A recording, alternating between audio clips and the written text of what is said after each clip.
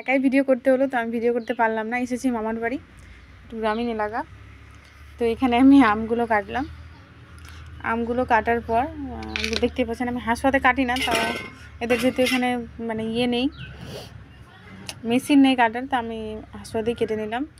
এখানে শুকনো লঙ্কা দিয়ে পেশা লবণ এখানে দেবো, লবণ দেবো আছে, একটু একটু কাঁচা লবণ আনবে হালকা করে। কাঁচা লবণ আনলি? আচ্ছা, অতটা লাগবে না, দাঁড়া।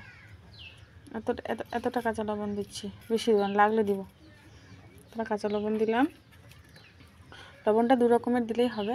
এটা খোল, কৌটোটা খোল। এখানে নিচে ধরতে, নিচে ধর। হ্যাঁ, মারাবি না।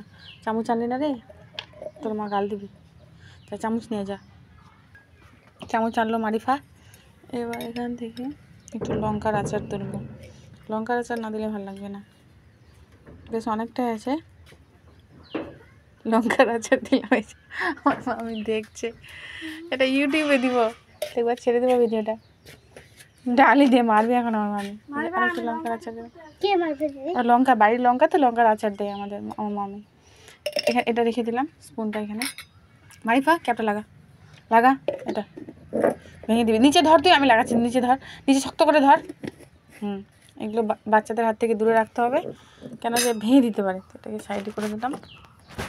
কাছের কৌটোতে লঙ্কা ভালো থাকে। এবার এটাকে মিক্স করে দেবো, একটু হাত দিয়ে সুন্দর করে মিক্স করে দেবো। হাত আমি আগে ধুয়ে নিয়েছিলাম, তো ওটা এক্সট্রা করে দেখালাম না। এবার এখানে টুকরো টুকরো করা আমগুলো দিয়ে দিব, দিয়ে দিলাম। এটাকে মিক্স করব।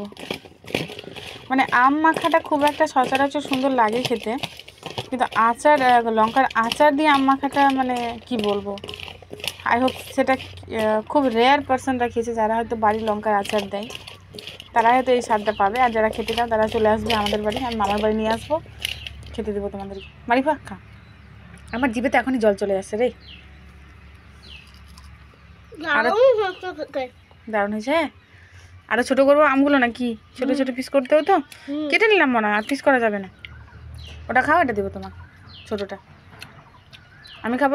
এটা ছোটটা তোমার জন্য। দেখি, বিসমিল্লাহির রহমানির রহিম।